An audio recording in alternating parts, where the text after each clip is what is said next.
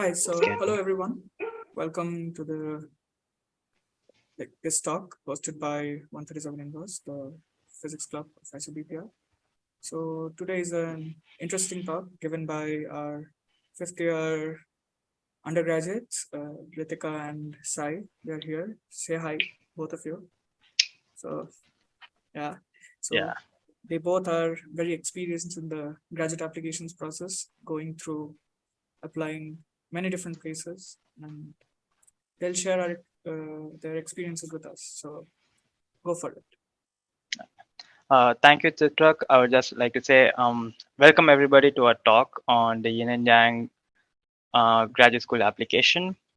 I'm Sai. I'll just say it again. I'm Sai from the fifth year physics major student, and I'm Ritika. Latika again, fifth year physics major.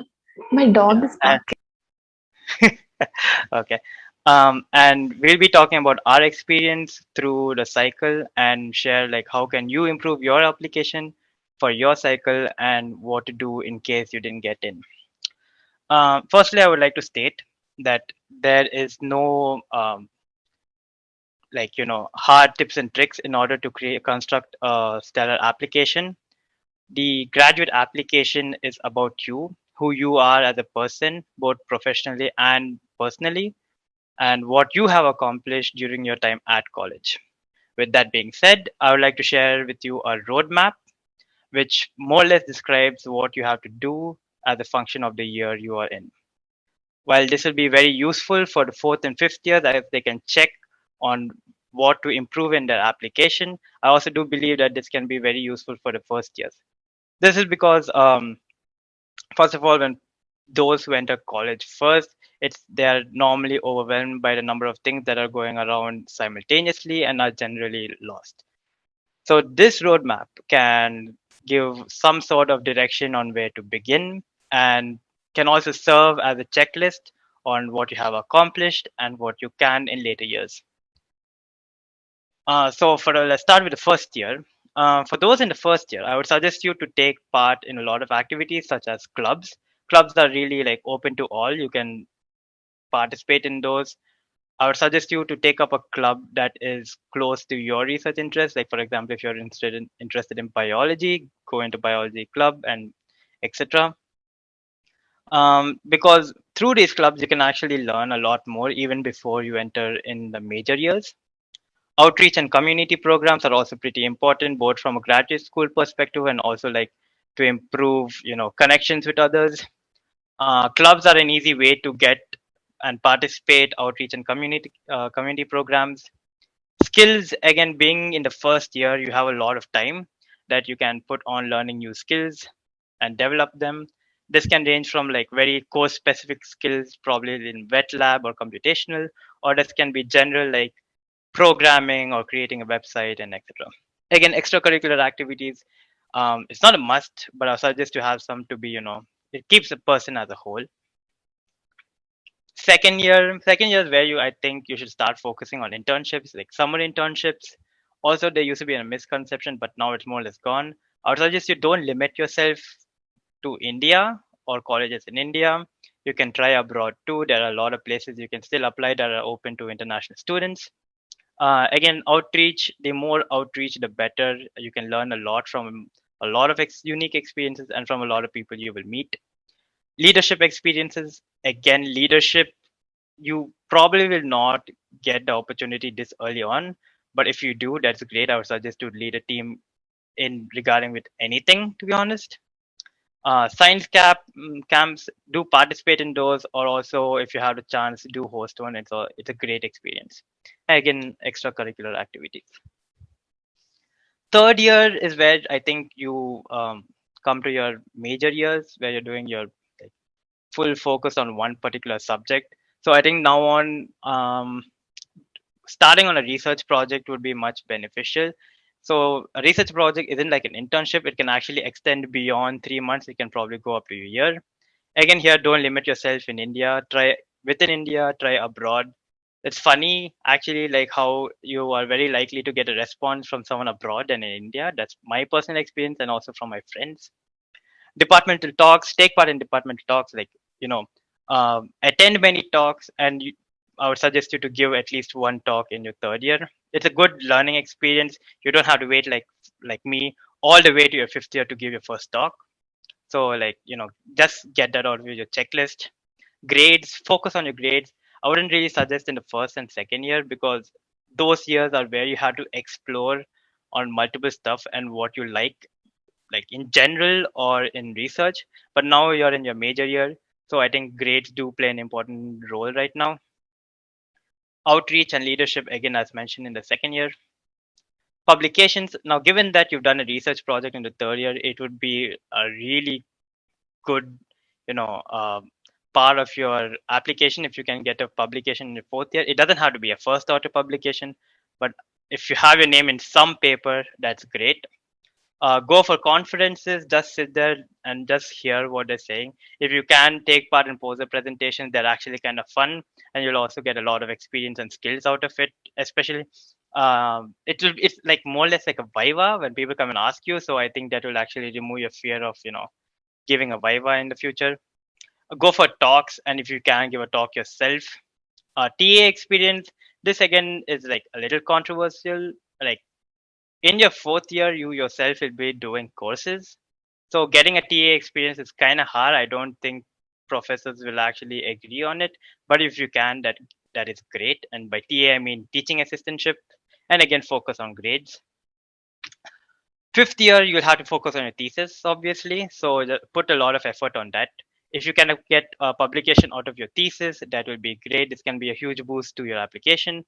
Teaching experience, here I think you can get a teaching experience, because like you don't really have courses, and you more or less have some level of idea what the courses that were taught before. So I think professors are more willing to take in as a teaching assistant than compared to your fourth year. And again, conferences and talks, please do not leave this as like in academia, irrespective of which level you are, PhD, postdoc, or even like faculty position. Going for conferences and giving talks is one of the most important aspects in the career of academia. So before we dive in, I would like to ask you to keep a few things in mind. Not all graduate school applications are the same. Some are different. Some ask for like a personal statement, some do not. Some have a character limit or a word limit on the SOP. Some ask for 3 letter of recommendations, and some ask for 2. Some portals are really hard to navigate. I still remember suit.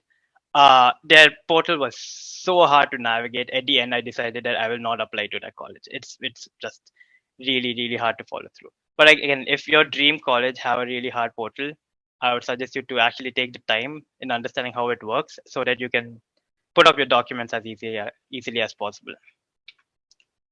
Each graduate school get an average of 350 applications per cycle. It's just a statistical number. I would just want to let you know. But again, this can vary from year to year. Admission committees usually take a holistic approach. That means that there is no one parameter that can be like that can kick you off from the application process. So if you have, let's say, low grades, that's not automatically going to be like make you get rejected. But like they look at your application as a whole, so they try to also search for other aspects where you excel. First of all, getting in is hard. Only 10% is the acceptancy rate for most colleges. And yes, it's rare, but people do get in after getting waitlisted. So not all hope is lost. The journey is actually pretty straightforward. First thing, you got to prepare for your graduate application. This can either range from a few months before the deadline writing your SOP, or this can all go all the way to like your second year. If you're really sure you want to do a PhD, you can start preparing for the application by improving your skill set, or like taking part in outreach activities and community programs, or even giving talks.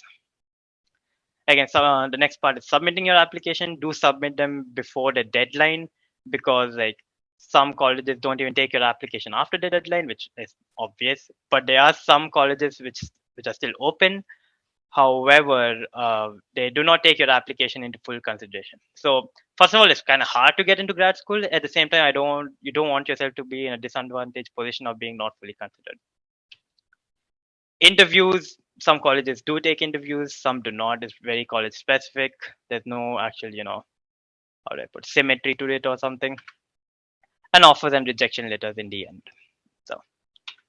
So, diving in, the first thing you have to do is choose your institute you want to apply to. There are a few methods to go by it. First is through research papers. Now, how do you go by this? You select a research paper of your liking, and it should be something like if you would be a part of the team, you would do this research, or is research something you really, really like? Then you check the colleges those authors are affiliated to. They usually have a website. You can go on the website and check whether they are taking in students for the next cycle or not. And also, this saves a lot of time. This is one method I personally did, and it saved a lot of time while choosing my college list.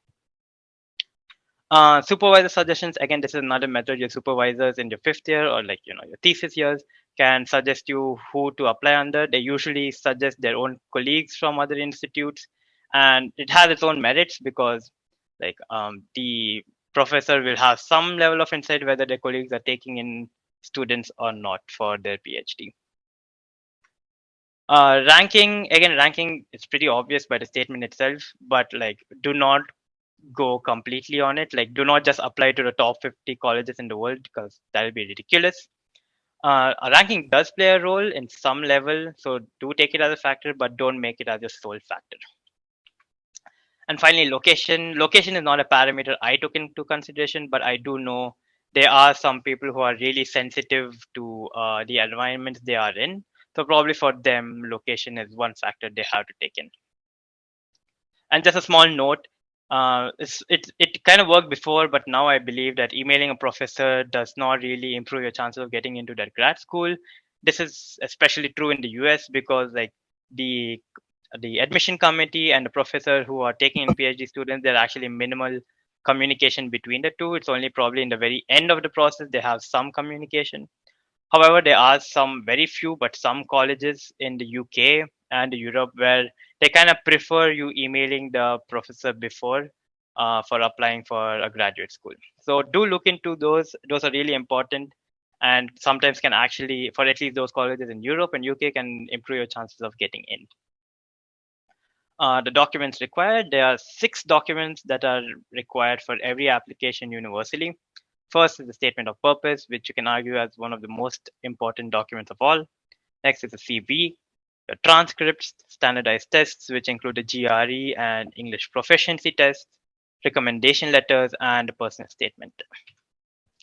The statement of purpose. Ritika? So statement of purpose is actually one of the most important documents, and this is something that is completely in your hands. Before starting to explain about how to write a statement and things like that, I would just want to say that most of you just believe that a statement of purpose should just be very technical, include a lot of research. You end up using a lot of fancy science words that go over the top of your, like, a lot of people's head. But you don't have to do that because that's not going to help you. They don't want to recruit robots who will be working 24/7. They want to recruit people. So give a personal touch to your SOP, include some extracurricular things you are involved in, give them a sense of who you are as a person, because at the end they want to choose someone who will be well liked in their group. 4 of the most important things you would want to include in your SOP would be your research experience. Of course, it's very important. The extracurricular activities, future plans, and about the university. I'll go deeply into each point by giving an example of my SOP, which actually helped me get into a few places. So as you can see, start with an introduction, but keep the introduction really brief because they are not really interested in how you got interested in stars and planets and things like that. It would be better if you start with a personal note because it would give a personal touch to your SOP. Write something about your academics, maybe the courses you have taken, the degree that you are pursuing. If you have any fellowships, do include that because it would help you establish your credibility and I mean, it would give them confidence that you are doing academically well. I included a small paragraph after this, which again, to give a personal touch to my SOP, which was the main challenges that I faced during my research journey, which was basically that we didn't have any astro faculty at our institute. But the thing that you should make a point here is that don't just write about your challenges, also write how you overcame those challenges. So when I wrote that I interacted and worked with people outside of my university, I'm actually giving them, um, telling them how I got past through the challenge that I faced. Then starting with research. Now, before I get into my research work, if you have very little research experience, don't worry, because most of you would be doing your master's project in your final year. So you'll at least have one very significant research experience. And I'm very sure that you would have at least done one internship. So as long as you can elaborate on the points that you learned, and if you did something really productive, and as long as you can show that you have shown growth, it's all okay. Now, if you have too many research experiences, say 7 or 8, that's not going to help you, because they'll just think that you have been wandering here and there. And I mean, it's difficult if you have been engaged in 7 projects in 5 years, and I don't know, your productivity would be questionable. So include 3 or at max 4 of your most prominent research experiences. People do write it chronologically, but I personally preferred starting with my most prominent research experience, which was my master's project, and then going in the order from the most prominent to the least prominent. Now, a lot of times what I saw was, in my friend's SOP, it was that people directly dive into the technicalities and they just write that we did this, we used this particular module, and we use this. I mean, it's too technical, and the people who will be reading your SOP, even though they'll be from your field or department, but it's not necessary that they'll be from your field of interest. So you should write your research in a way that's understandable to a more wider audience.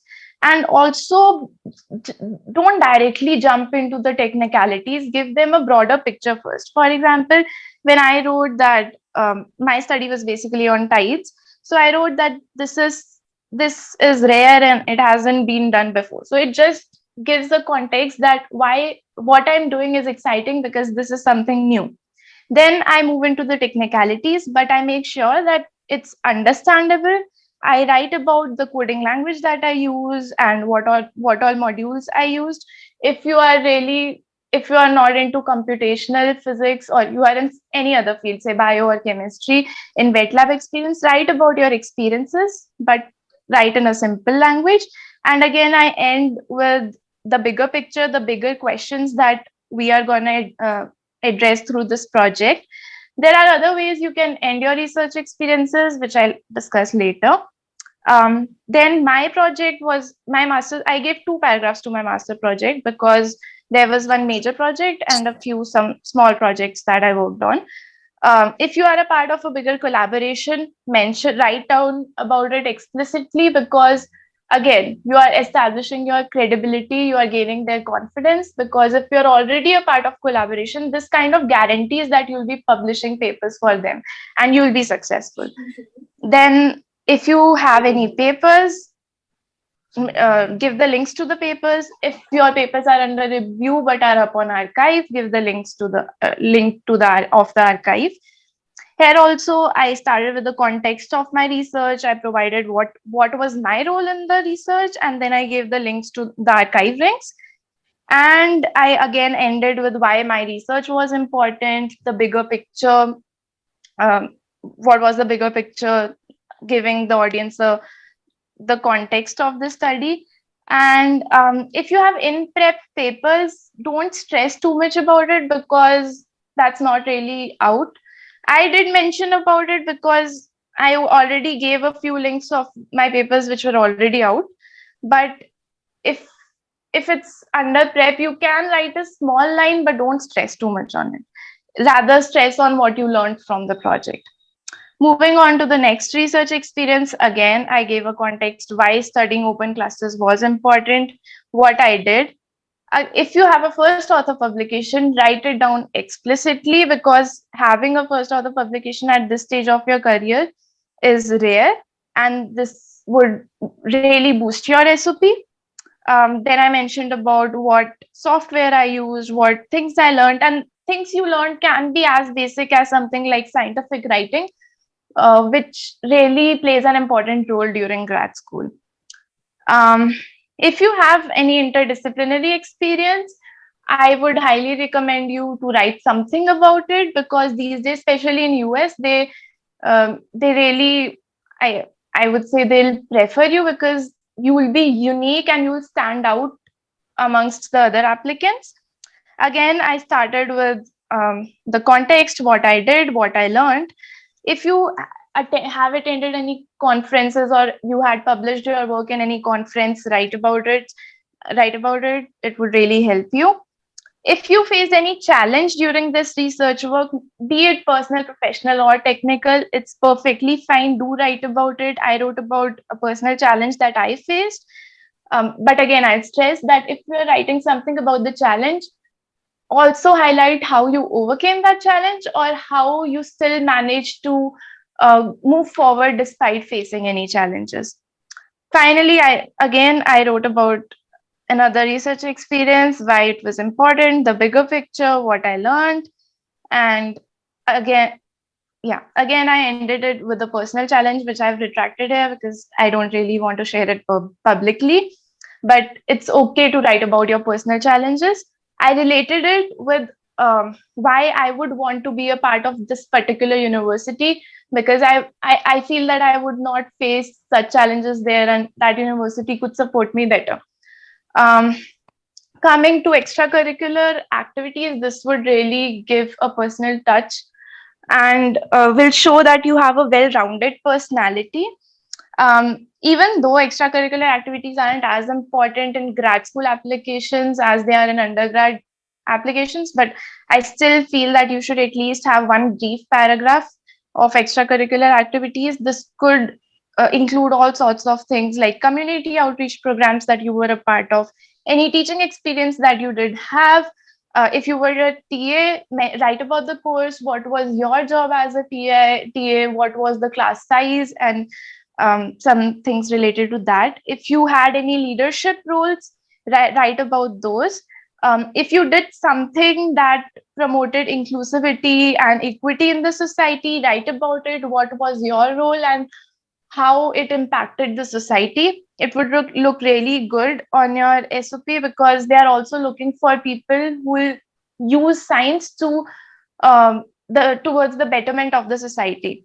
And US universities in particular give a lot of importance to DEI, which is diversity, equity, and inclusion.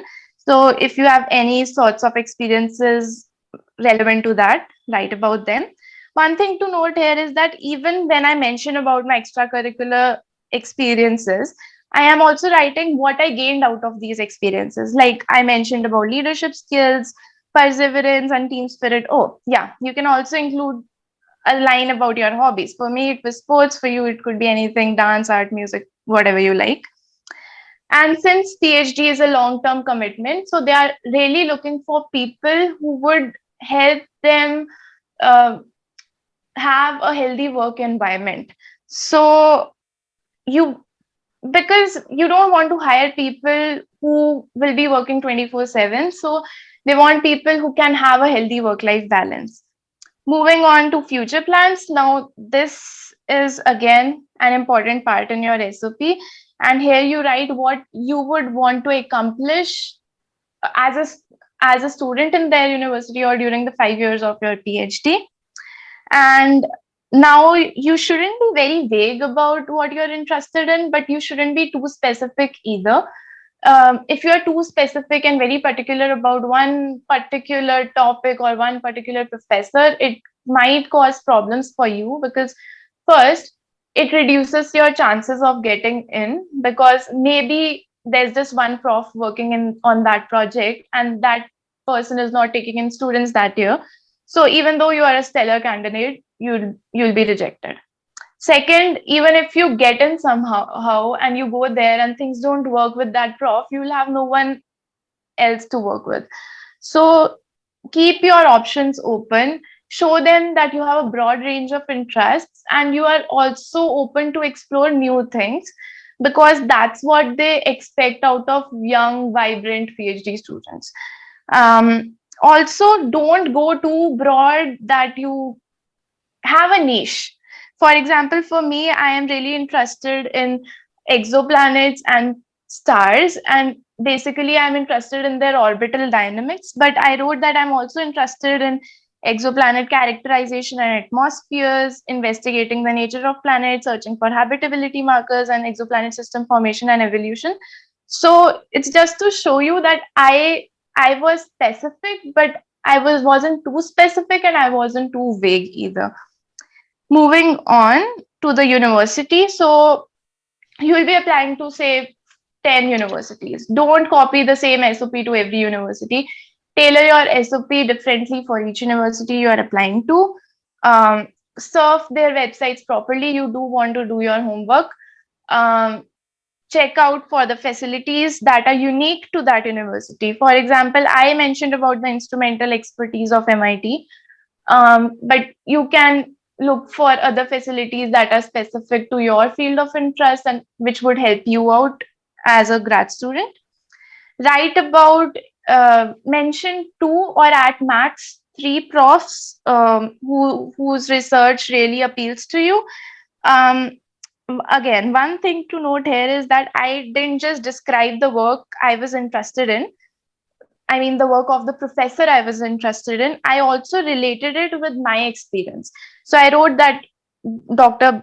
Blah, blah, blah is interested in orbital dynamics, and my research experience on tidal physics would help me to, I mean, would make me a good fit for their program. So this would again, you are backing what it's like. Whatever you are saying, you're not just putting that out. You are backing everything up with your personal experiences and examples.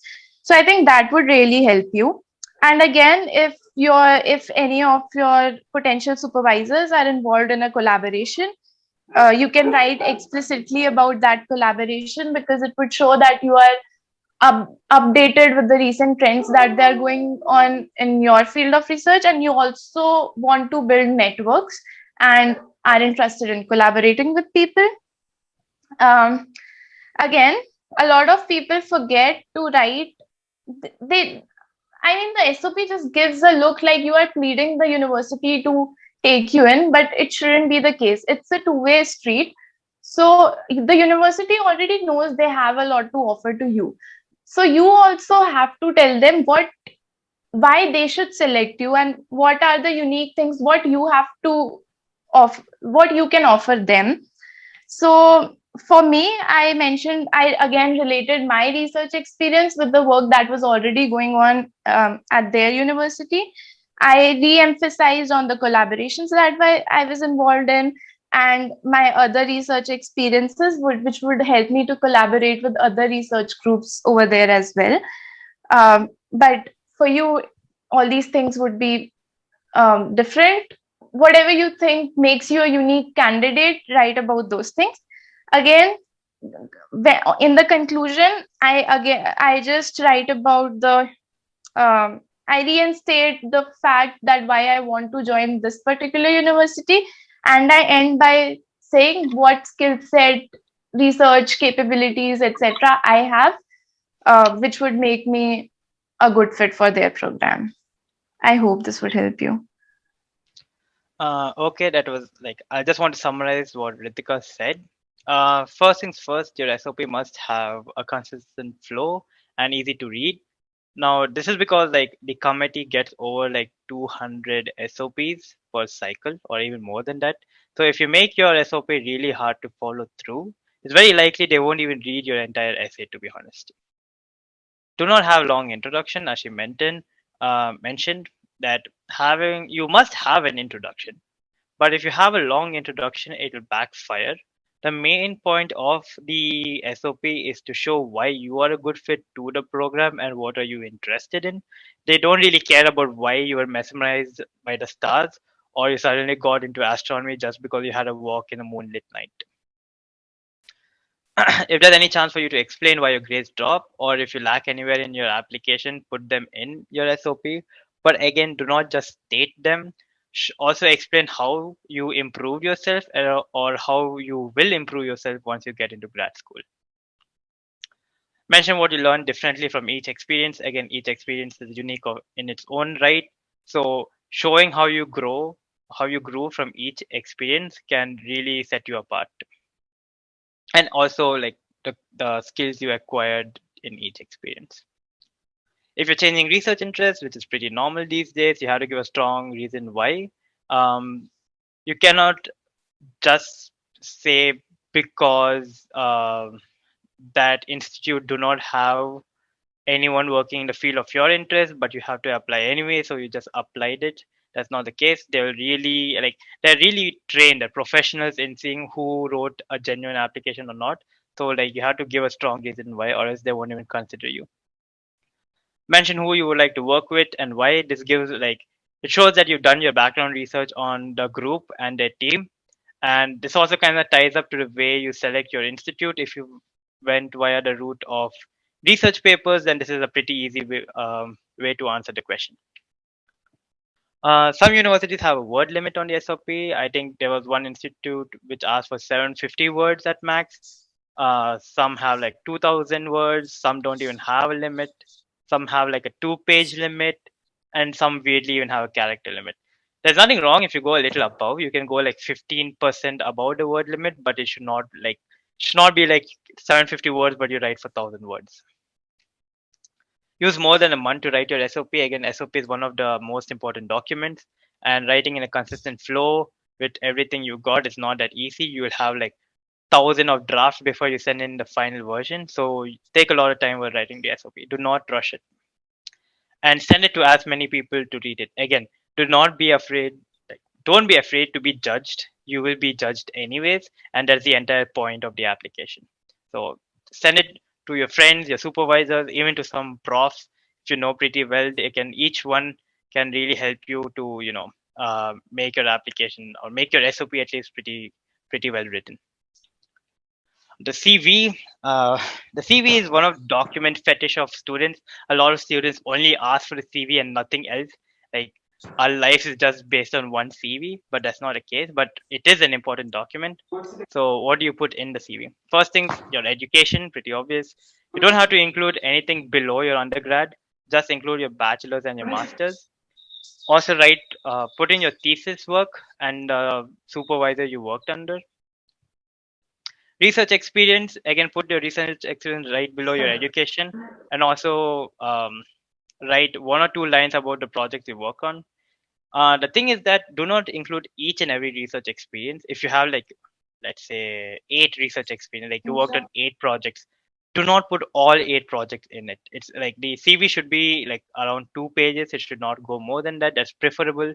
So if you have like 8 projects, a good number would be just keeping 4 projects in it, or 4 or 5, that depends. Publications, if you have publications, that's great. That's a huge boost to your application. So put them in with your research experience. Again, as Ritika mentioned before, if you have anything in preparation, do not include them because you might be bluffing. They might think that you're bluffing. Skills is important. Put like if there's any skill that is really specific to your field, put them in. That's like a good thing. Put programming, languages, software if you've used, or instruments that like really complex instruments in your wet lab. Put them in. Though there's a controversy that where to put the skills section. I've heard some people keep it in the end, but I would suggest you keep it next to research experience just to have a consistent flow. Teaching experience, again, teaching experience is one of the best parts of the application where you can show what you've done and what you contributed. Put in your course name, the course instructor, and like what have you done, like what is your contribution to the experience. Leadership and community outreach, put them in. You don't have to expand a lot, just mention it. Whose mic is that? Can someone off their mic, please? Okay. Presentation and science camps, achievement and awards. If you have any achievements, any awards, keep them in. If you have scholarships and fellowships, absolutely put them in. I didn't. Okay. Relevant courses, reference. Again, this is not something I would suggest you keep in. Some people put this in just to fill up their CV. But if your CV is already like, full with 2 pages when you include all these, I don't think you have to put these in. Again, relevant courses they're going to see from your transcript anyway, so I don't think you should add this in the CV either. You can keep a section of your hobbies. That's perfectly fine. I don't think anyone even will reach all the way below in the first place. Standardized tests. There are three standardized tests that are important for the application. One is a GRE. If you score beyond 320 or 340, that's pretty good. And if you score 330, you have the right to even apply to Harvard at this point, which is great in itself. TOEFL, again, most universities would prefer over 90 or 120, and top universities ask around 100 and 105. For TA-ships, however, there are other constraints. Like in the speaking section, you would require greater than 26 even to be eligible to take for a TA-ship. And finally, it's the IELTS. For most colleges, it's greater than 6.5 out of 9. So IELTS works on bands instead of marks. So it's out of 9 bands. So you should get more than 6.5. And for most TA ships, it's greater than 7.5. Okay, so the GRE is actually removed from most universities. A lot of even the top universities do not want it. However, in some universities, they are optional. For example, Princeton. So I would suggest you to again, think whether you want to apply for the GRE or not. Write the GRE based on the colleges you selected. Again, if your dream college has GRE as optional, or like 80% of your colleges have the GRE, which I don't know what kind of list you created in the first place, then write the GRE. But again, if it's just 1 or 2 colleges in a list of 12 that require the GRE, don't write it. Remember, like all these 3 exams are really expensive, and then you'll be having extra cost on the application itself. So like if you say one application is $75 and you have to apply for 10 colleges, that's like $750. It's not a small amount. So like be practical with how much you're spending, and it's actually pretty expensive. Both the TOEFL and the IELTS have 4 parts, and it's pretty obvious, but I'm just stating out there in case those who do not know.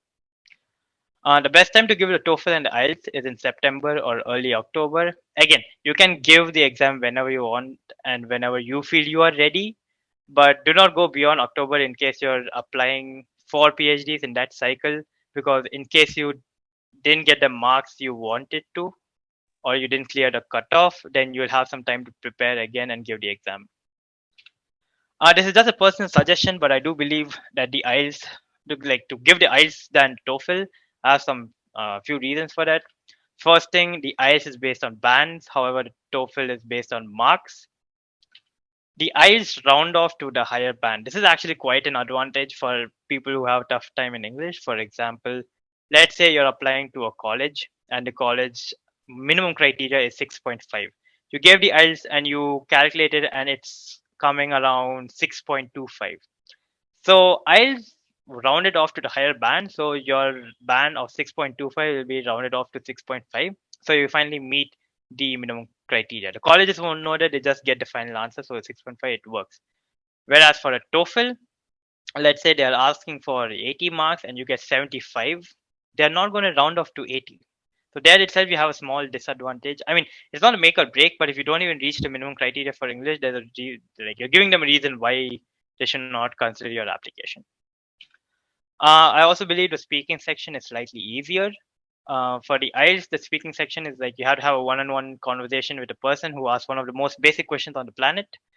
However, for TOEFL, I think you'll be given a few questions and you have to speak on those for like 1 minute or 2 minutes. That's why I do believe the speaking section is slightly easier in the IELTS. And one of the main reasons is because IELTS is just comparatively cheaper. So for every additional score you take from the IELTS, you have to pay 250 rupees. However, for a TOEFL, you have to pay $20. And also, IELTS give you 5 free scores, whereas TOEFL give you only 4 free scores. So if you're applying for 10 colleges, that's 5 more colleges extra. You just have to pay 250 into 5 rupees. I'm not doing the calculation. However, if you take the TOEFL, you have to multiply like 6. So that's $120, which is a lot. Ritika, I think it would be nice if you share some of your TOEFL experience. Yeah, so I gave TOEFL, and what happens is in TOEFL is that when you go to the center, they'll do some verification, and then you'll be allotted a computer and some headphones so that you can start with your test. It takes around 5 to 7 minutes for each student to get verified. This means that different students start their tests at different times. So maybe when you are at your reading or listening section, a person next to you may be in a speaking section, and he or she might be talking very loudly, and it's not the best place to do your reading or the listening section, and it might be a little disturbing. It was disturbing for me, but things worked for me. um, I gave my TOEFL in Kolkata and things were still more organized, but a lot of my friends gave their TOEFL in Bhubaneswar and they say that it was very chaotic and disorganized there. So I just wanted you to know that. But before you choose IELTS, especially for US universities, just double check, are they accepting IELTS score? Yeah, and it's pretty rare for some colleges to say you have to give only TOEFL. However, there's some colleges like MIT say that they prefer IELTS over TOEFL. So just look into it. But for 98% of the colleges, they take either of the scores, and it doesn't really matter as much as long as you cross the cutoff. Coming to letter of recommendations, these again, I would say, are the most important documents, but this is something that is not completely in your control. So we'll only focus upon the things that are in our hands. So just for the facts, US mostly needs 3 letters of recommendation and Europe needs 2. Whoever you ask for, like if you ask for a letter of recommendation from someone, just I mean, prefer someone who knows you both professionally and personally, preferably a research advisor. I personally won't prefer a course instructor because he can just talk about the grade you got in that course, or maybe a little bit about the interactions you had with him or her. But a research advisor can talk about your research abilities and other things. However, I know that it can be difficult to have three letters from 3 different research advisors. So it can be 2 research advisors plus 1 course instructor, provided that this instructor can also write about your outreach experience, maybe teaching experience, leadership roles, and other activities that you were engaged in. My suggestion to you is that make a list of things you want your letters to cover. It can be your academics, research, um, outreach activities, teaching experience, leadership roles. Maybe you didn't score really well in a particular course. So it would be nice to have someone to vouch for that. Maybe your professor can say, hey, this grade doesn't justify his or her knowledge, and it might really help you. So make a list of these things and then think of potential supervisors and think of points that each supervisor can cover. So in this way, you will have a breadth in your letters, and each supervisor would be able to cover different aspects about your personality, and all the things would get covered. Then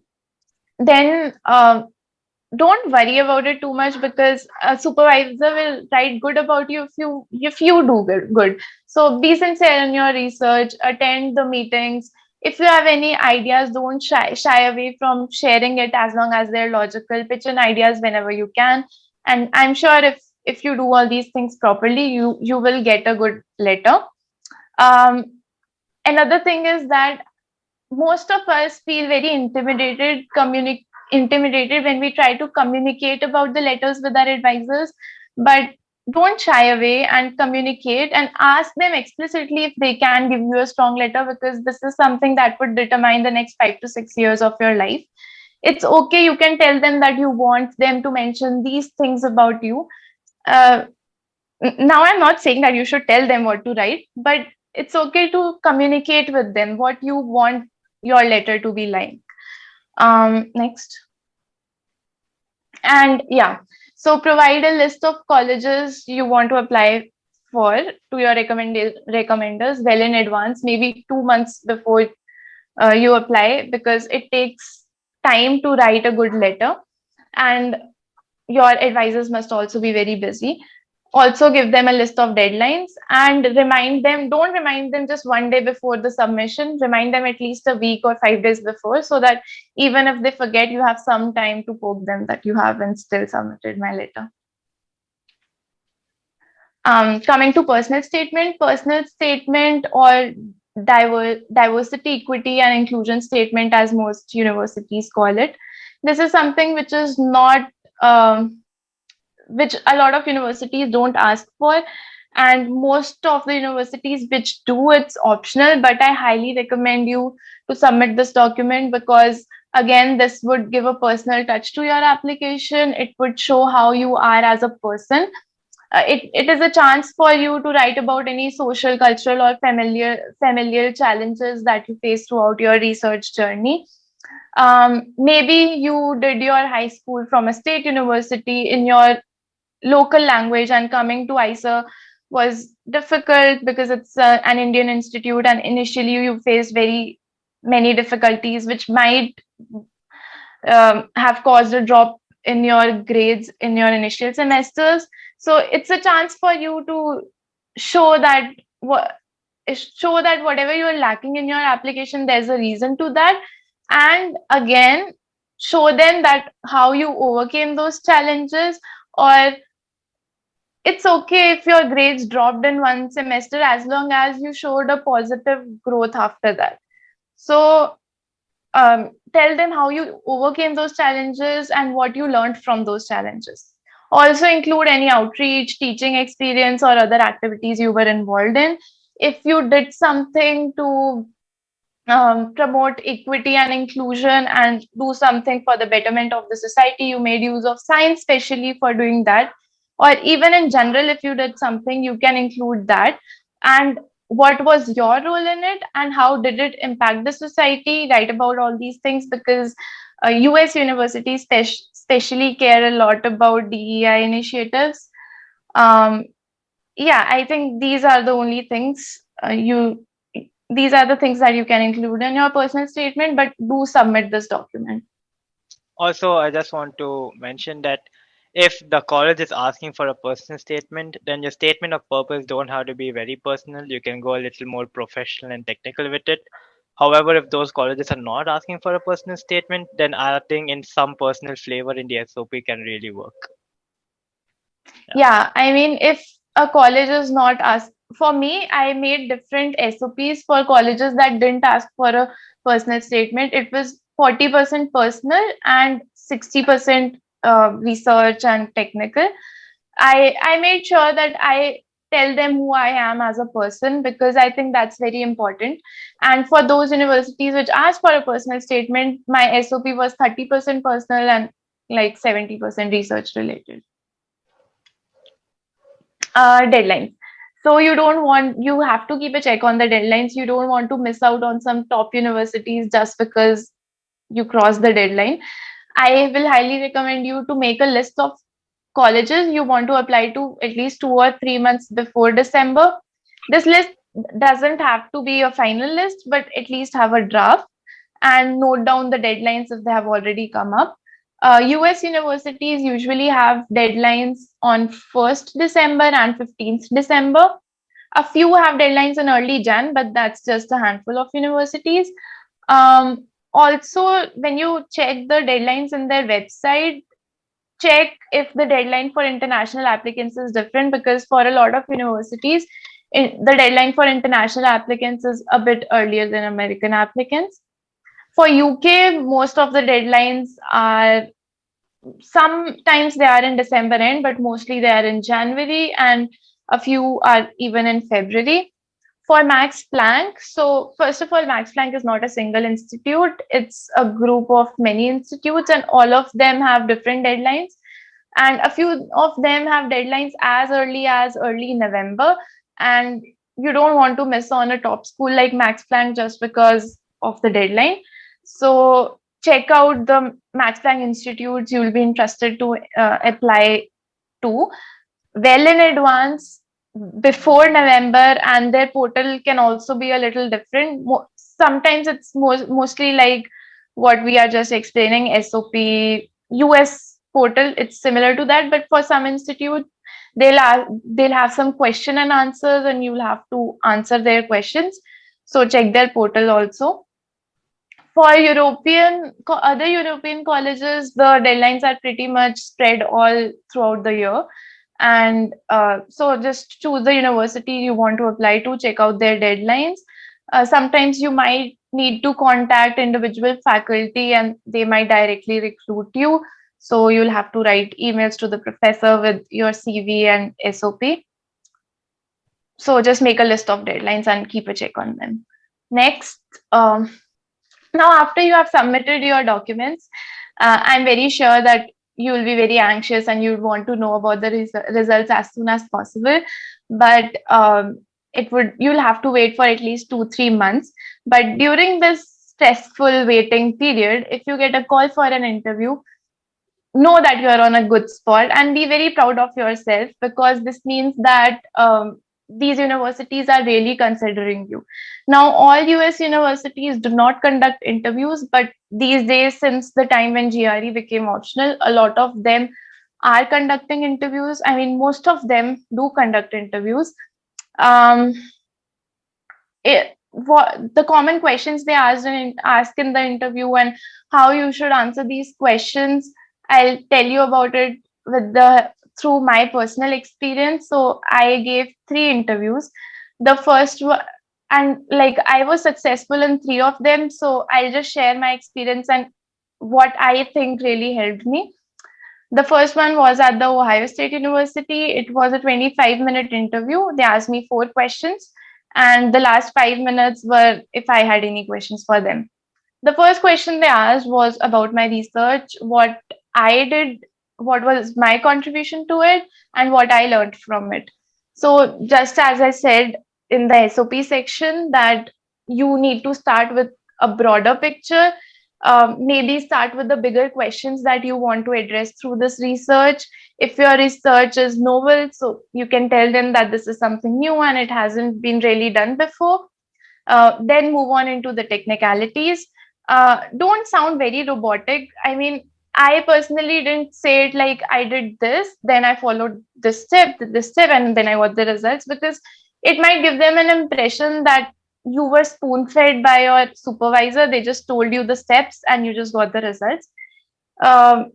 Say it in a way, like for me, I said it that I spoke this answer in a way that so I was working on tidal synchronizations between eclipsing binaries. So I started with what all we initially planned to do. But when I actually started doing it, these were the problems and challenges that I faced. And I adopted these techniques to find out the solution to these problems. And finally, I got these results. So this sounds a bit more, I think this sounds a bit more original, and something like you face challenges and you overcame those challenges in the research. So it might be good to tell about your research in this way, and also tell what you learned from this research, the programming languages that you used, or for bio or chemistry people, it could be the wet lab experience, and you would know the details better.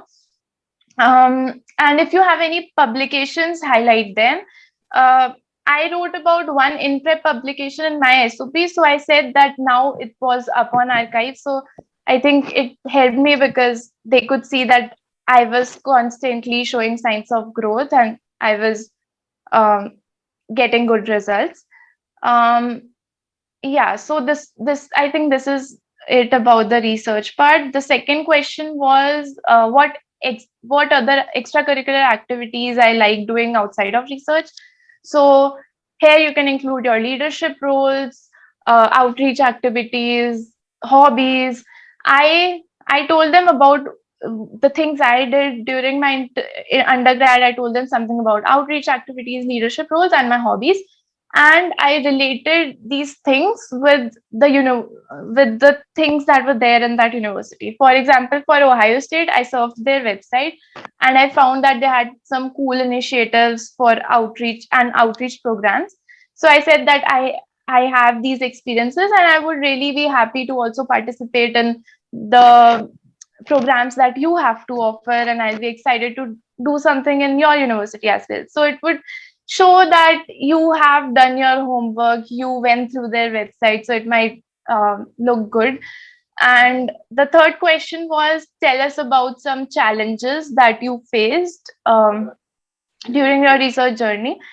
Now, I know it can be a bit intimidating to talk about your challenges in front of strangers, but they really want to know that can you handle failure? Because a PhD is a 5 to 6 year journey, and in science, you fail a lot of times.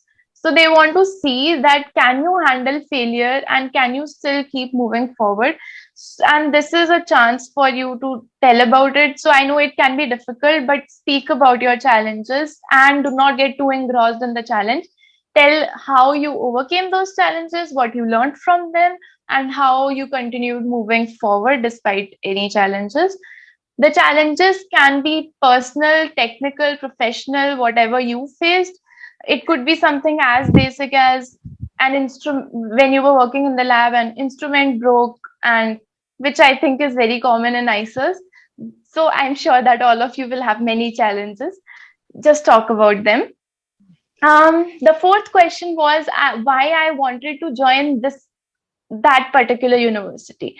So just like I said in the SOP section, that do your homework, do your background search, surf the website, talk about the unique facilities that particular university has to offer to you.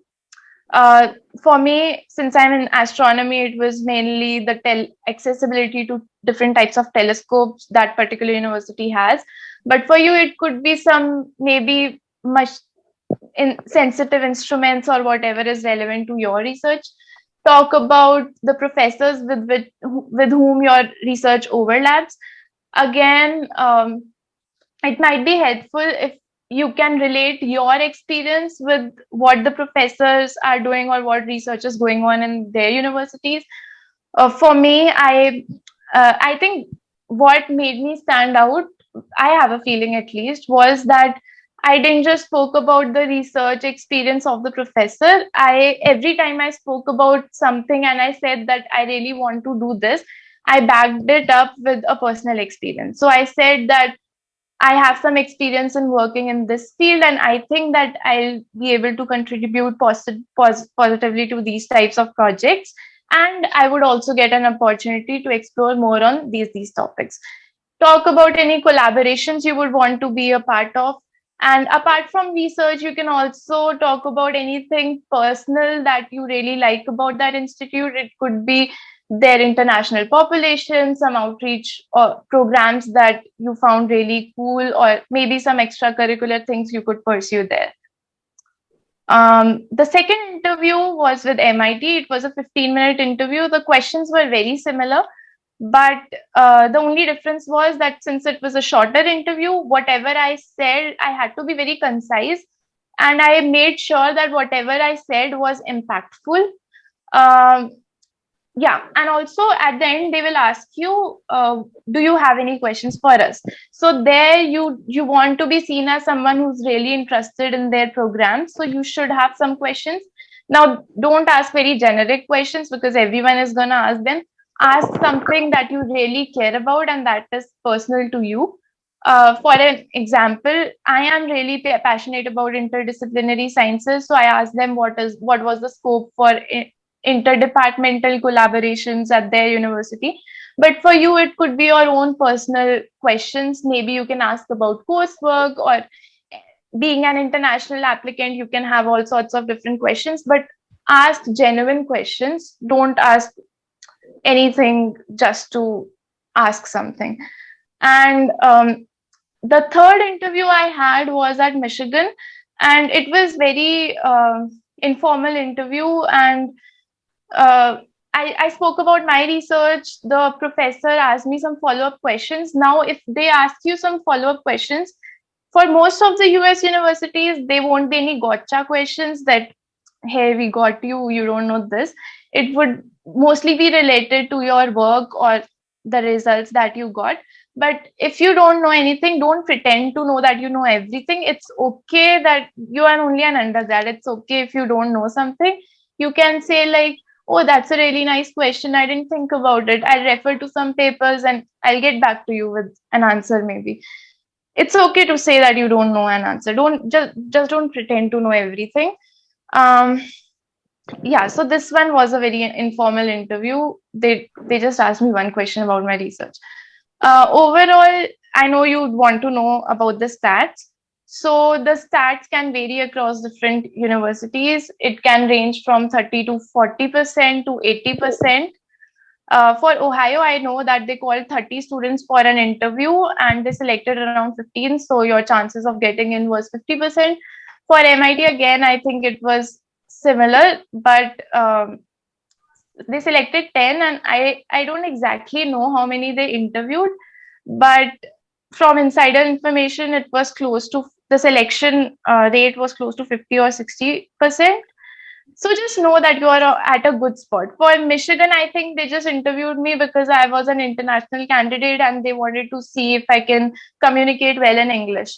So I actually got an offer the next day after that interview, and it was so informal. I have a feeling that the percent probability for me getting selected for that interview was maybe 80 to 90%.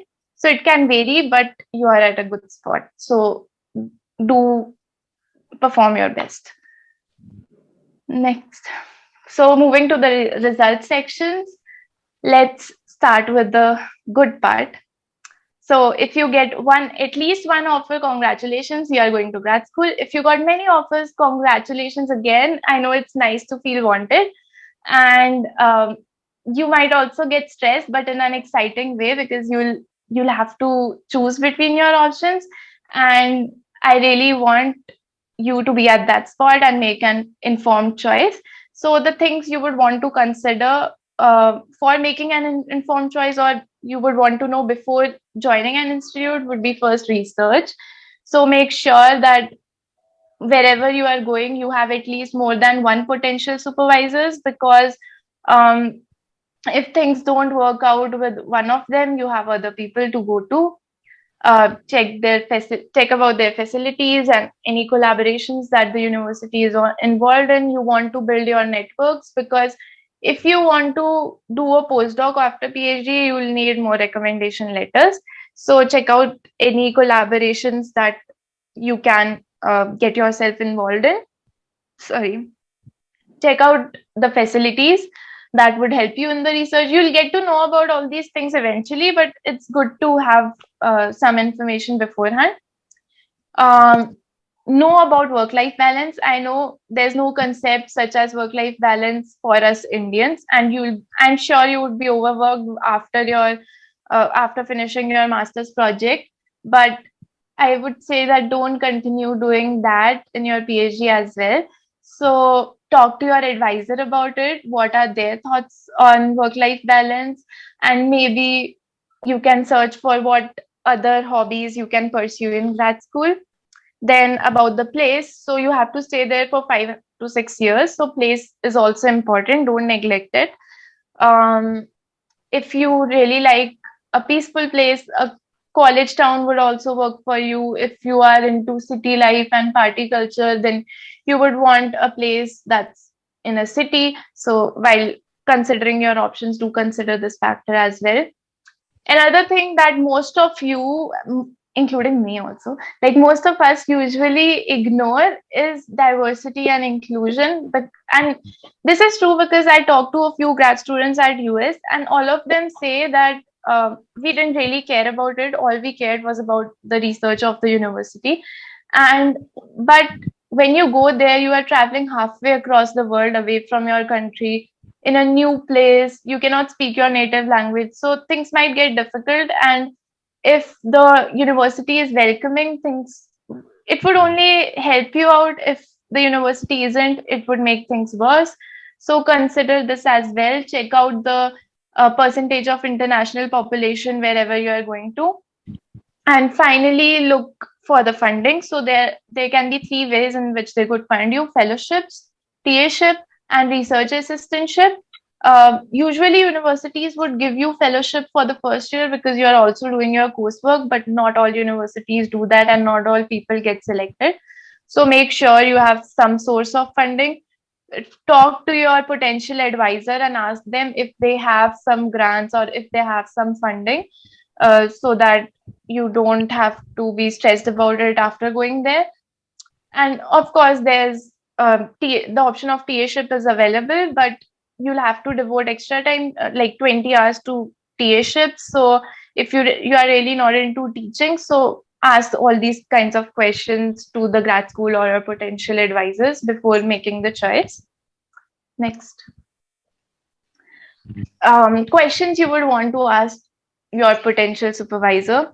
First, how many grad students do they envision to have? Because if a lab has, say, 10 students, it would be difficult for you to have any individual attention.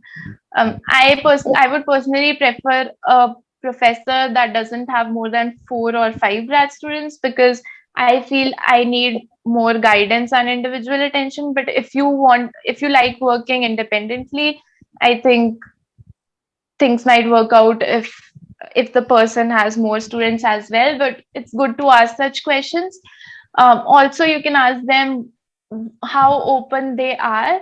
Um, if um, if you'd want to do additional project with other advisors, or you would want to be a part of some other collaborations, because you definitely want to build your network. So it's nice if you will communicate everything with them at first, because choosing an advisor can be difficult, because it's difficult to judge a person with just 1 or 2 Zoom calls. So if you ask the right questions, I feel you still can get a better idea. Also ask them, because you are young and new and you might want to explore a lot of things, so ask them that how flexible they are to deviate from their primary research interests, so and how open they are for you to explore different topics. You also want to enjoy working, so as I said earlier, ask about their thoughts about work life balance. You can also ask how often do they go on departmental trips or on hikes. Ask them if they have enough funding for you to attend conferences, because at least in PhD you would really want to travel, give talks and attend conferences. And if your supervisor doesn't have grants, or the university isn't sponsoring you, so you won't find yourself in a good position. So it's better to clarify all these things beforehand. And I mean, some professors do not have grants and they might push you to help them writing the grants in the middle of your PhD, and you don't want to waste your time doing that. So communicate your needs and ask their needs. Ask them what do they expect out of their grad students, just to be sure that both you and your supervisor are on the same page. Okay, so if you do get multiple acceptance, that's great, but life isn't always as colorful as those slides, and sometimes you may end up in a different route. So, what is that route? First, it happens. It happens to the best of us. Rejection from every graduate school or some graduate school is almost universal, irrespective of how good your application is. Again, acceptance rates are less than 10%, and they are less than 5% for the most competitive schools. I think if you might see here, for this one college, it is around as small as 3%. So, not as easy as you said then. There's no such thing as safety school. Like, just because a school has a really high QS ranking, like numerically, uh, that does not mean they'll take in any student that applies to them.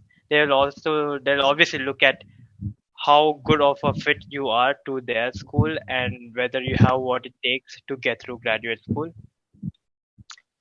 And yes, as mentioned before, people do get rejected from all schools they apply to. That's how tough the competition actually is. So, why do one get rejected from graduate school in the first place? There are actually a lot of reasons for that. First, the professor was unavailable. Maybe you were really specific with who you want to work with in the SOP, and if that professor is unavailable or he or she have too many students then they can take in the lab, then it's possible that a graduate school did not want you, because like who are you going to try? That's why I would suggest you to be a little more open to who you want to work with. Also, try to be a little more broader with your research interests. It's possible that you didn't present yourself well in the SOP and personal statement. Again, it's the best thing to do is to show yourself how you grew as a person or a researcher. Do not write it as a mystery. Again, they have to go through a lot of SOPs. They don't want you giving them mystery stories to solve. So be explicit of who you are. Lack of research experience. Again, this can vary from whether you have worked only on one project or you have multiple projects that are unfinished. So the way you go about it is, again, you either seek out for more research experience or finish the ones you have, because graduate schools want to see whether you can start and finish a project from A to Z and you don't have any unfinished business. Low grades and nothing to balance them out. Again, low grades, if you're already past it, you can't really do anything about it. But if you don't give them, or no, sorry, if you don't show them that you don't excel anywhere else, then you're not really giving them a reason why they should take you in the first place. Lack of any outreach activity. Again, the committee want to see if you have any experience, sharing and presenting your work or research, or have you done any contribution to the society in any way or form. So if you do not have them, I would suggest you to seek them out, because it actually plays an important role in the selection process. But then again, this outreach activity, it's very general, but sometimes some fields don't really consider it. So I think I would suggest you to look into that uh, my bad, which is very unique to your field. So you have to check it out by yourself. But in general, I think having some outreach activity will play a huge role. Weak letter of recommendations. Again, this is something you can't really do about. But the best suggestion I can give you is to ask someone who really knows you professionally and personally to write your letters, so that you don't really have a weak letter of recommendation. And do ask them for a strong one, whatever strong means. I mean, it's pretty obvious if you're not a Nobel laureate by the age of 22, 23, why are you even applying to graduate school in the first place? Or you could just be plain unlucky. Maybe the one who's gone through your application is going through a divorce. And something in your application probably triggered his memory, so you never know why he threw your application out the window. That's why you apply to many graduate schools and not only one or two. But then again, it'll be hilarious if everyone is going through a divorce. So you're really unlucky. Okay, so what to do? First thing, know that you're not alone. This happens to almost everyone. It's universal that everyone sometimes they don't get into any school at all, and that's just how the game works. That's how the number works. Talk to your close ones about it. Again, venting it to your family or to your close friends can really help you go through these difficult times. Talk to your professors or supervisors. Again, they have gone through this phase multiple times in their career when it comes to either postdoc, faculty position, or like grants in general. So they will give you vital insight on what to do and how you can improve your application for the next cycle. And this is one suggestion that I felt worked for me is focus on your hobbies, because like thinking about your situation all the time is really draining, and it will like that no, I wouldn't say existential crisis, but like what is that? I don't know, I forgot about it. But like you feel really bad about yourself, and thinking about that like 24/7 is really draining. So I would suggest you to focus on your hobbies. That will like especially something where you can improve. This will help you to get your mind out of it and like can give you some confidence that you have room to improve. Okay, enough with the therapy session, but let's just focus on what you should actually do as a student. First things first, assess your application. Wait, hold up. Where is the sound coming from? Is it coming from me? Yeah, Chitra? I think it's coming from your end only. What? Okay, wait. I think it's coming from Utkarsh's end because I can see it. Utkarsh's mic is open. I am muting him. Sorry. Yeah. Thanks. Sorry. Yeah. So you can go ahead. Yeah. Was it my mic? No, it wasn't. It was Utkarsh. Oh, thank I you. muted him, so it should be okay. Okay. Sorry, really sorry about that. Okay, so What you should actually do. First thing, assess your application. It's especially after getting rejected from every school, it's really hard to go through your application. But again, it's the best way to start. It's the best starting point. Um, Figure out where you lack. Again, you have 8 months for the next cycle to work on. So knowing where you lack as early as possible can actually help you for the next cycle. Work on the aspects where you can achieve with high certainty. For example, this can be like outreach activities or TA ship, where you can just ask someone and you can get in. Something like publications, again, you never know whether you'll get them or not. That depends on the supervisor. But even if the supervisor did mention that you'll get a publication, again, that takes a lot amount of time. So I would suggest you to finish those, which you can get as fast as possible, so that you can put them in your CV and you can work on other important stuff later on. Seek out for new collaborations and supervisors. This is important, and just collaborating can actually unlock to new experiences and other how do I put it, opportunities.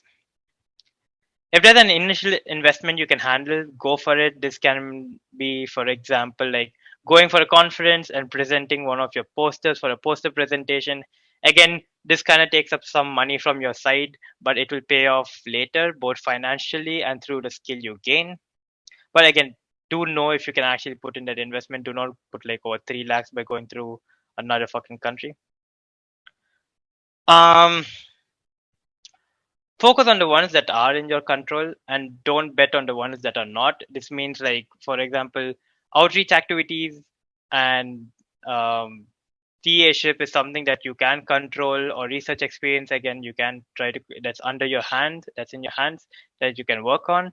But for example, like you applied for an internship and this internship is great, maybe you can get a lot of experience from it and it can actually boost your CV. But then again, it's an internship. There'll be a process on its own, and you never know whether you get selected or not. So instead of sitting and just waiting whether you get selected or not, I would suggest you like go in the forefront and find out aspects of your application that you can take into your control. For all the overthinkers out there, remember that being rejected doesn't in any way or form show that you're a failure as a person or as a researcher, but it does prove that you have a lot of room to grow. So use this opportunity to improve yourself. You have like over 8 months, and in 8 months, you can show a lot of miracles. The ugly.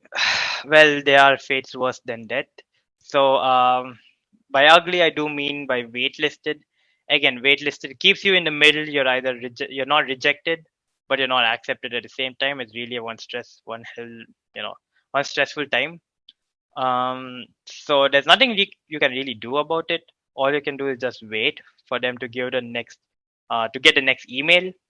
But I did hear some advice where if you have achieved something during the time of the admission cycle, for example, you made a new publication or you won an award, you can let the committee know that you got this through, like, you email the document or something, and this can probably keep you at a higher ranking in the wait list. But how true is this? I'm not exactly sure, and whether it worked for anyone, I have no information. But it's out there on the internet. I would suggest you to give it a look, and if it works for you, please let anyone else know.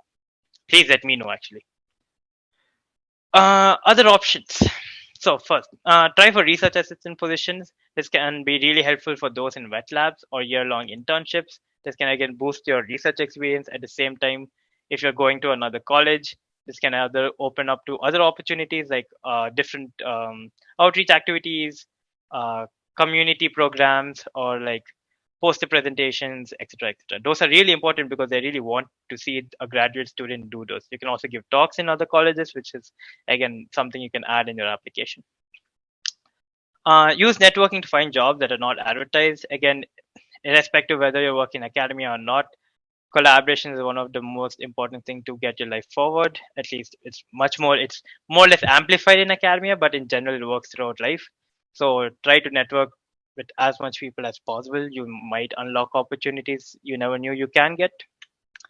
So for temporary jobs that can, like, provide some extra skill that can make you stand out in the application for the next cycle. Or you can leave research and try elsewhere. This is a point which I'm not really proud of or fond of, to be honest. But again, we all will have to prepare for the worst, and I better state it out. So if you think research is not meant for you, or you don't want to take the gamble for the next cycle, it's completely fine to leave research. I know friends who are joining or like getting into MBA programs, who getting software engineer jobs, and some of them are even preparing for civil. So it's completely fine in taking a big man job if you don't want to take the gamble for the next cycle. With your degree, there are a lot more opportunities than you think you can get. You just have to really find them. And I think there are a lot of websites and applications that you can seek out from to get new jobs. Again, but applying for jobs is more or less similar to graduate school application. So you have to be prepared. With that being said, I would like to bring to the conclusion section. First thing, be proactive. Graduate school is looking for those students who are proactive in every field of like in whatever they do. That means like in outreach activity, like are you a leader? Do you have any leadership experiences? And maybe something not that further, but they want to know that you will take the first step into any opportunity. This is more or less tied to opportunities. Again, any opportunity will not be served in a silver palette. So you have to really go out and find them or make some of your own. Mm, the roadmap is a good template to start working from, irrespective of which year you're on. So use it wisely. Again, if you use that and probably you can add in some personal stuff, it should really help you. Not in graduate application, but in like college life in general. The trajectory of the grades matter more than the number itself. Again, so don't shy off from partying in college years. Like enjoy college life to the fullest, but do take into grades as you go to higher classes. Choose an institute that suits you best. Do not add an institute that if you get in, you would still not go. I mean, you're facing a lot of money. Why would you do that? Spend more time writing and proofreading your SOP. Again, it's one of the most important documents, so do not slack on the SOP. The personal statement may be optional, but the SOP is universally important. If possible, fill up all optional spaces of the application. This shows that you're really interested in the program and what it has to offer. But there are some spaces that you don't really have to put in. For example, there's a space for whether you worked in a company before, and I'm guessing you guys didn't. So if you didn't, you don't really have to put anything in that space. Show the important aspects of your CV early on. Again, the CV is one of those documents they will skim through really quickly. So keeping any important stuff in the beginning will actually help you stand out. Do not underestimate the personal statement. Be creative while you're writing. A creative personal statement can really put yourself under the radar. Keep your deadlines noted. Do not wait until the the 11th hour. Ask for a strong letter of recommendation. Provide the recommenders the list of universities and the respective deadlines. Again, they are really busy people. They tend to forget most of the dates. So like giving them the dates and the list of universities beforehand will really help them a lot. And it'll also show that you're really interested in this. If you're shortlisted for an interview, congratulations. They are giving you some serious consideration. Give your best. And again, if you got multiple offers, that's great. Choose the one you can get the most out of. And if you get your dream school, I don't really have to tell you where to choose anyways. Rejections are inevitable. It's a universal concept and it happens to the best of us. Rejections from every school sucks, but it also gives you the opportunity to grow and aim higher than you would have before. Again, be open to other options. You never really know what will life throw at you. This is a saying which I recently, I made it up, but it's not really unique in its own. But graduate school wants graduate students even before they enter into graduate school. This is kind of similar to that one meme or something that says like they want a 25-year-old person for a job which requires 35 years of experience. So it's kind of like that. And in the end, good luck for it. And with that, I would like to conclude my talk. Our talk. Thank you. Yeah, thank you for the very nice talk. It was very detailed. It ticked all the boxes, and I think it will be very useful for our listeners.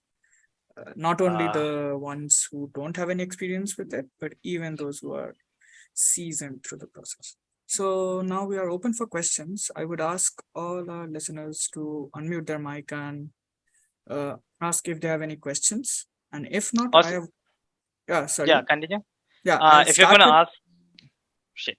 yeah, go ahead, go ahead. Please Yeah, go. if you're gonna ask questions, please mention the name so that it's easier for both of us on who are you gonna ask. That's it. Sure, it's a general question for now. The first one which was given is when you talked about like whatever the things were needed to build up your profile, you talked about Yeah, outreach. So one of our yeah. listeners want to know what does outreach mean in this case. So I think Ritika, I think you're the best to answer this. Okay, so outreach activities can include a lot of things. It can be, for example, you remember that Nakshatra organized something for high school students. So that's a good outreach activity where you um, shared your love for science with high school students. Then in our iGEM team, we actually did an outreach activity to spread awareness about tuberculosis. With our high school students, we also distributed a few pamphlets and we tried to educate people about the preventive measures of so the preventive measures of tuberculosis. So that's another outreach activity. I participated in uh, this is not related to IISER, but I participated in an event where we tried to promote inclusion. So that was a mixture of inclusion and outreach. So we organized talks to spread to promote inclusion of specially abled people, those with intellectual disabilities in the society. So that's another kind of outreach activity. It's just spreading information. That's outreach. Hmm. I would again request anyone who has questions to just unmute and ask. Yeah, instead of okay, yeah, instead of like typing on a chat box, it'd be nice if we could hear your voice.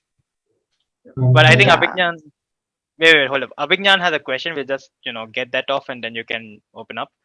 So Abhignan, see, there's no like good grade, like there's a specific grade that's great. 9 is a good grade. 9.5 is a it's a good grade. 10 is a great grade. 8.5 is also good. So there's no like hard and fast number that's like this is the best grade out of all. Do remember that it's not the number that matters, it's the trajectory. So even in the beginning, maybe you had like 7.5, but later in the year you kept improving and now you're 8.5, let's say. That's more important than actually getting a score of 9.5 in the beginning, but then later on it goes to like 9 or 8.5 or 8.7 and it oscillates between 8.5 and 9. So it's not the number that matters. I mean, if you have a good number, that's great. But that it's not that actually keep you separate from the rest. It's how you improve throughout the years, and that's what they're looking for. Because when once you enter a PhD, it's not numbers that define what you do. It's what you do defines what you do. So don't look at the number, but look at how you have improved throughout the years. And adding to this, if you have shown any kind of growth, like from 7.5, you jump to 8.5 or 9. So do write about it in your personal statement or your SOP. It would be good if your letter writer can vouch for you that you really improved a lot and you face some challenges because of which maybe your grades grades dropped. So a strong letter of recommendation can cover up for your grades. I think having good grades is important, but it's not the only thing that's important. As long as you have other things to cover up for your grades, it's fine. Um, yeah, I think someone was about to speak. Hi. Actually, I had a question that there's also exams like GRE and TOEFL, and also there's the process of directly mailing the professors. So can you please enlighten on that how they're different and Wait, so you're asking like how are the exams different? yeah, like there's the process of going through examinations. Like, Okay, so it's pretty simple, bro. There's nothing too much. So the thing is that both of us didn't really give it a GRE, given that most of our colleges didn't require it. So we can't really speak much about the GRE. However, the TOEFL and IELTS are very similar. You just like for IELTS at least it's a 2-day exam. So in one exam you have to give the listening, reading, and what's the other one? Listening, reading, and writing section. And for the other day you have to give a speaking section.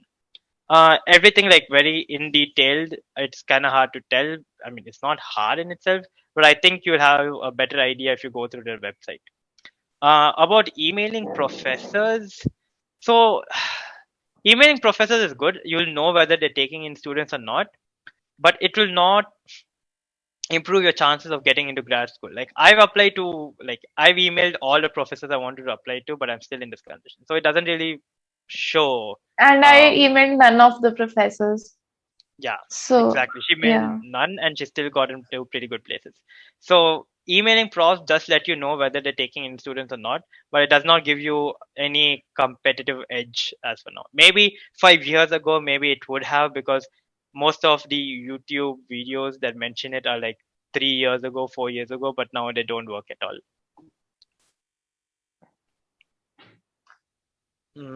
Any other question? Yeah, I don't have a question, but I would like to point something out, which is Yeah. like I think it's a good idea to like put it out there. It's just Yeah. that you guys talked about like looking for the best fit, the college which is best fit to you. It's good to Yeah. tell prospective candidates like how to choose a good fit for you. So if you could share your opinion, how to choose the schools you want to apply to.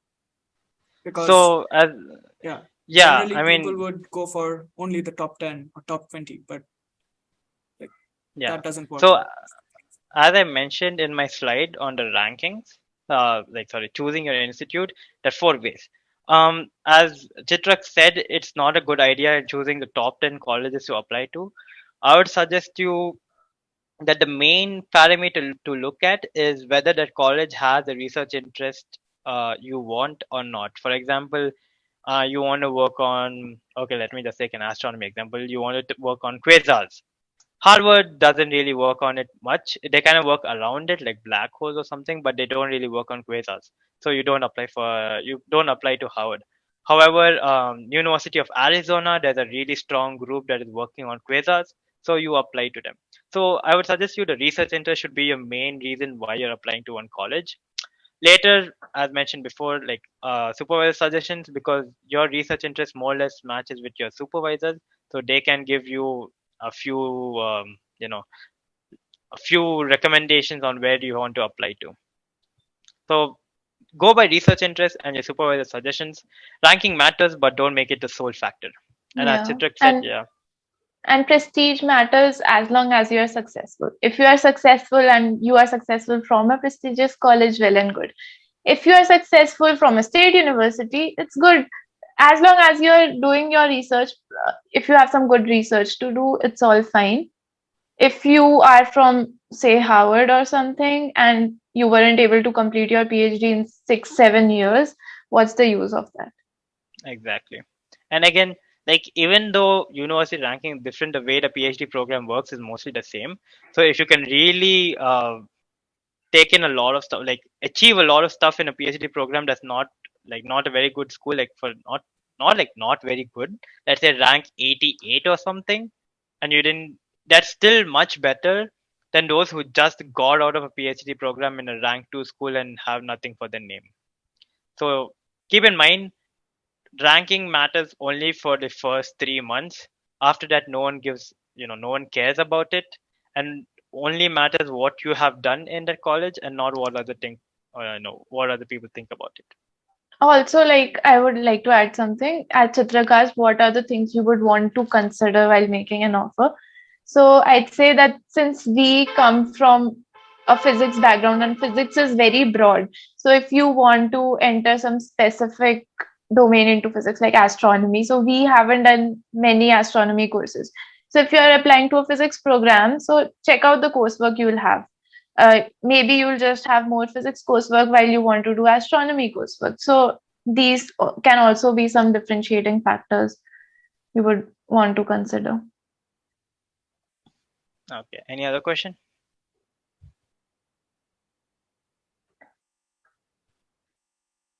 If no one else, I'll start calling names and you will have to ask a question at this point. Why? Why do you want to do Well, this? you have done admirably because it's more than an hour and we still Yeah. have 28 participants there. So Yeah. kudos to that. But we'll wait for 2 more minutes and after that we can end this meeting. Yeah, And sure. So, they, hmm, you guys can tell, you guys will probably be free if students can ask you individually later on. If they're uncomfortable asking here. So yeah, I think I would suggest you guys to email me. Don't WhatsApp me because I don't want you guys blowing up my phone. But do email me. I'll respond to you on email. You are so sure yeah. that people are gonna blow up your phone. So I'm could you just just making share sure. I your don't want to take. email IDs in the chat box here for I everyone think you else? can And find it. Yeah. And I'll also share the link of my website just to advertise it a bit. sure, go for it. That's why we are doing this. So ask her all the questions. Yeah. Just forget me for today.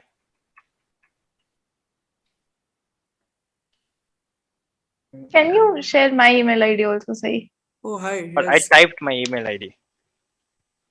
Oh, God. Type Okay, mine there's another also. question. So there Rahul's are Mhm. here. So hi, Professor Rahul.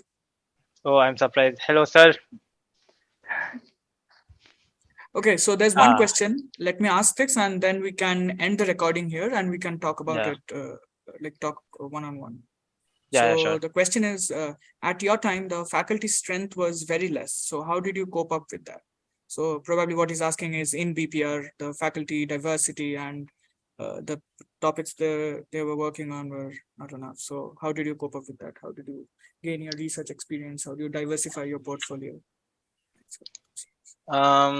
I would like to go for this because, like, first things first, because we didn't really have an astronomy faculty, we had a very niche, very small group of professors. The only way I was able to get any research experience is by mailing people. Like, I just shamelessly mail people like I'm interested in your research. I mean, like, I'm not ingenious, like not like I don't have an interest in it. I was interested, but I just cold emailed them like I'm interested in your work. Do you have any projects to offer? Now this is like they're not going to write anywhere that do not contact me. And even if they do, I might as well contact them because I don't have anything to lose. And the worst case scenario, you just be in the same position. So when you're cold emailing people, if you look at it from a broader view, technically either you're in the same position or you're going to win. So just email professors and try to see if they can get you and get the research experience you needed. Again, more when we entered into the third and fourth year, like the major years, I didn't really have a very strong interaction with my professors, so I'm not really sure if that, like, it didn't really negatively affect me, but it didn't really positively help in any way or sort. Ritika, would you like to say anything about it?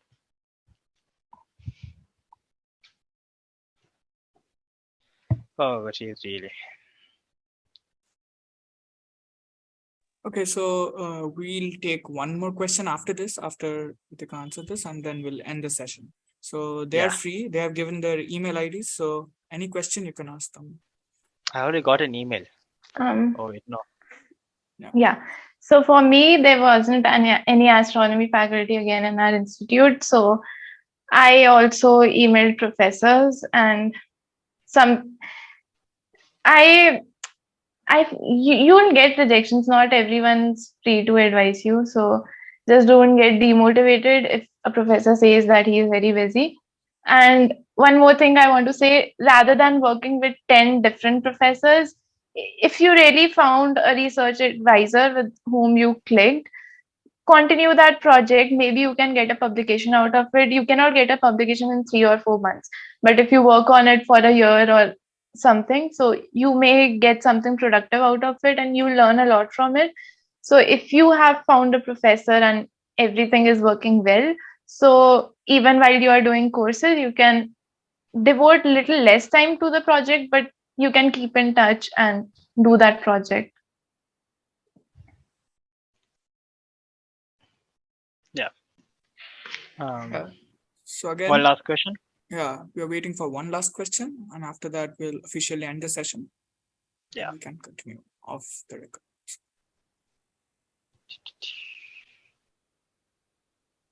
If there are any like 2022 batch, I would suggest you to ask questions because it's your first year, and maybe there are some people who are really interested in a PhD even as early as the first year. So I think you guys should be the ones who should ask more questions than anyone else.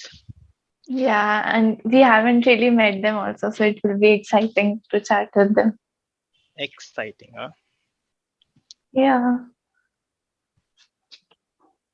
Hmm.